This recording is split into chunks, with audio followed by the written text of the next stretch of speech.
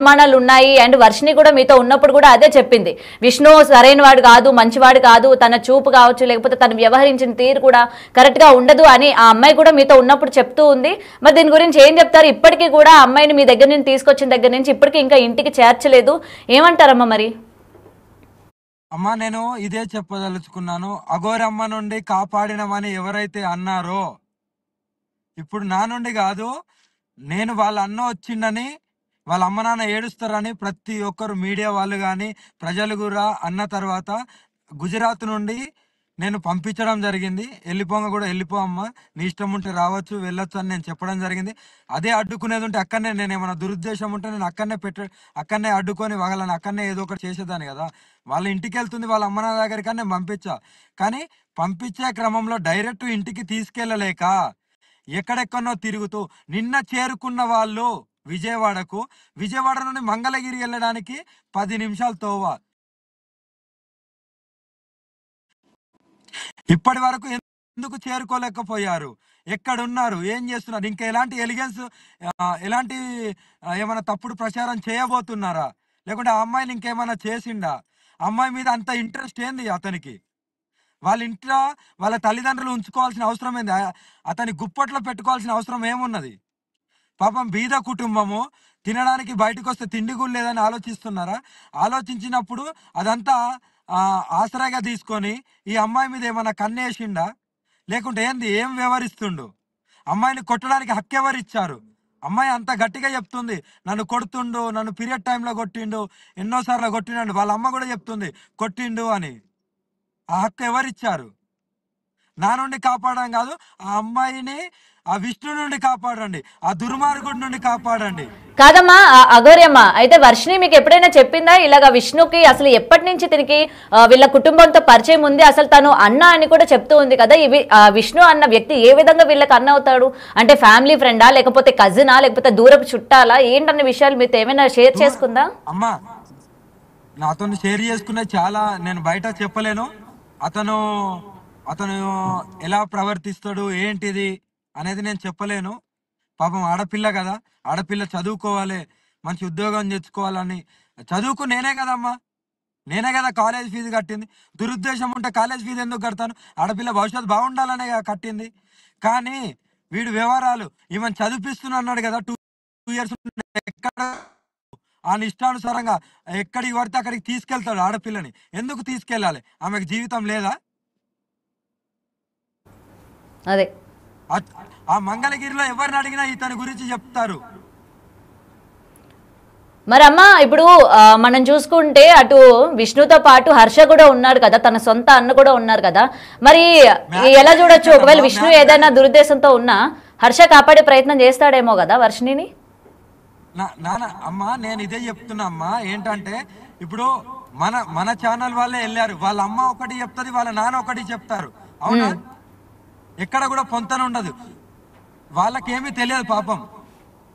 కానీ ఇక్కడ విష్ణు హర్షని మ్యానిపులేట్ చేసి హర్షని గుప్పెట్లో పెట్టుకొని ఇదంతా ఆడిస్తుండు.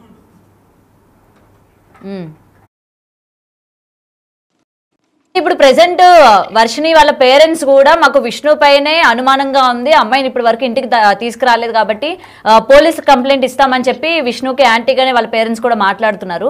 మరి వాళ్ళ పేరెంట్స్ మీతో ఏమైనా మాట్లాడారా ఈ గ్యాప్ లోని ఈ విధంగా జరిగింది అని చెప్పి ఏమైనా చెప్పారా మీకు? నేను మాట్లాడాను కూడా.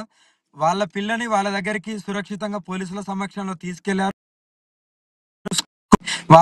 ఆడబిడ్డ ఆ కూతురు నమ్మి వచ్చింది, నేను నా దగ్గర ఉన్నన్ని రోజులు సురక్షితంగా చూసుకున్నాను, సురక్షితంగా వెళ్ళింది.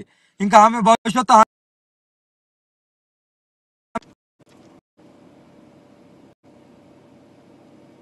మరి మీకు ఇప్పుడు ఏమైనా అనుమానం ఏమైనా ఉందా? అసలు ఈ విష్ణు ఏం చేసి ఉంటాడు, ఏంటి అమ్మాయిని ఎందుకు ఇలా బయట తిప్పుతూ ఉన్నాడు అని చెప్పి మీ వరకు మీరు ఏమైనా? ఈ అనుమానం నాకే కాదు, నాకు కొందరు అక్కడ ఉన్న వాళ్ళు ఫోన్ చేశారు, నా భక్తులు ఇటీటే తిరుగుతున్నారు తప్ప అసలు ఇంటికి వెళ్ళట్లేదని ఫోన్ చేశారు. ఎక్కడ చూసారంట భక్తులు? అంటే తిప్పుతున్నాడు అమ్మాయిని అని చెప్పారు కదా, ఎక్కడ చూసారంట? అంటే ప్రెసెంట్ విజయవాడలో ఎంటర్ అయిన తర్వాత చూసారా, లేకపోతే విజయవాడ నుంచి ఎక్కడికైనా తీసుకెళ్తున్నాడా?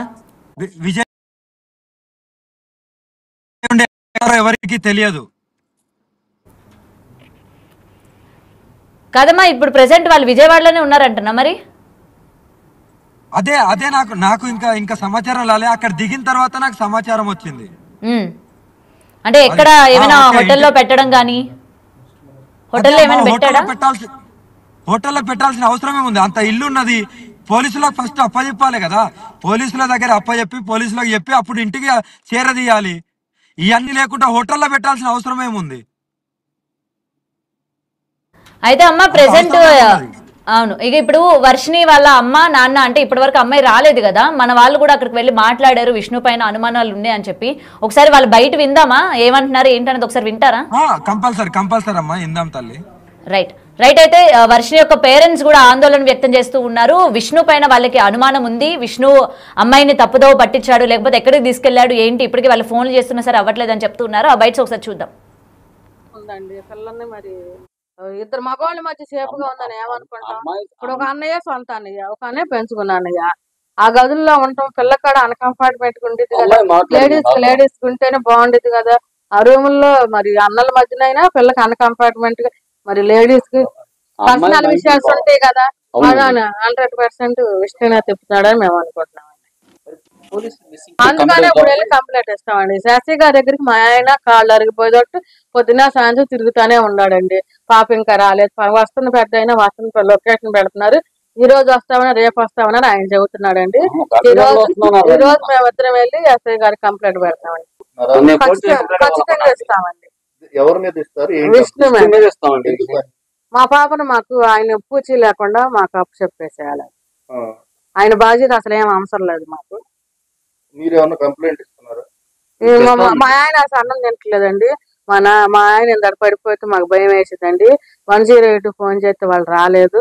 మా ఆయన మా పిల్లలు లేకపోతే నేను ఉండలేను, పిల్లలు లేకపోతే అన్నం తినలేకపోతున్నానని ఆయన చాలా నీరసపడిపోతున్నాడు. అందువల్ల నేను విష్ణు మీద కంప్లైంట్ పెడతాను అని మా ఆయన అంటున్నాడండి.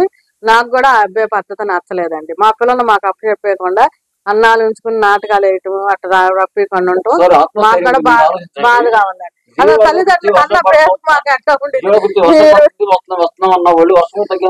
రోజులు కనపడం పిల్ల వస్తుందని సంతోషంలో మేము ఉండి వస్తే అద్దుకుందాం, మా చుట్టాలందరూ వచ్చి చూసుకుందాం అన్నారు. మేము ఆల్రెడీ వాళ్ళ ప్రయాణాలు అయ్యి ఆగిపోను, ఫోన్లు చెయ్య మాకు ఎందుకు ఒకళ్ళ చేతిలో మన పిల్ల మన తీసుకొచ్చేసేయమని మా తోడుకోళ్ళు మా బావలు నాకు పనికి ఎప్పుడు వెళ్ళనివ్వరు నా ఆడవాళ్ళని. రైట్ అమ్మా, విన్నారు కదా వాళ్ళ తల్లి ఇంతకు ముందు మీరు అమ్మాయిని తీసుకువెళ్ళిపోయారు, తన మీద మాకు ఏం చేస్తుందో ఏంటో అని చెప్పి అనుమానాలు ఉన్నాయని చెప్పిన ఆవిడ ఇప్పుడు విష్ణు పైన అనుమానాలు ఉన్నాయని చెప్పి చెప్తుంది కదా. విన్నారు కదా, ఏమంటారు దీనికి? అదే అమ్మా, వాళ్ళకి తెలిసి వచ్చింది కదా ఎవరు రక్షించారు ఎవరు రక్షించలేదని వాళ్ళకి అర్థమైంది. ఇన్ని రోజులు గేములు ఆడించిండు. ఇప్పటికైనా ప్రజలకు గాని మన మీడియా వాళ్ళకి గాని అర్థం కావాలి ఏ దురుద్దేశం లేనిది ఇన్ని సంవత్సరాలు నటించాడా. ఇప్పుడు బయటపడుతుంది కదా. ఆ తల్లి నా దగ్గర ఏమేం మాటలు చెప్పింది నా మనస్సాక్షికి తెలుసు, ఆ తల్లికి తెలుసు. ఎన్ని బాధలు వాడి నుండి అనుభవించిందో నాకు తెలుసు. నేను బయటికి చెప్పలేను. ఆడపిల్లకు జీవితం ఉన్నది, చాలా బాగా. మరి మీ గురించి చెడుగా చెప్పారు కదమ్మా ఆ రోజు, మీరే తీసుకెళ్లిపోయారు, విష్ణు చాలా మంచివాడు, విష్ణు మాత్రమే కాపాడడానికి ప్రయత్నిస్తున్నాడు అని చెప్పినప్పుడు మరి మీరు ఎందుకమ్మా చెప్పట్లేదు అసలు విష్ణు ఎలాంటి వాడు ఏంటి అని చెప్పి? మీరు ఎందుకు మరి బయటికి చెప్పట్లేదు? ఇవాళ అందరూ మీరు తప్పు అనుకున్నారు కదా.